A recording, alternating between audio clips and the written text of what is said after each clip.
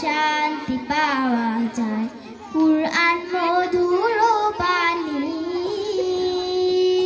কুরআনে মন গ্রন্থ পৃথিবীর যত মন্ত্র সবই যাবে মিলে কুরআনে মন গ্রন্থ পৃথিবীর যত মন্ত্র সবই যাবে মিলে ইহকাল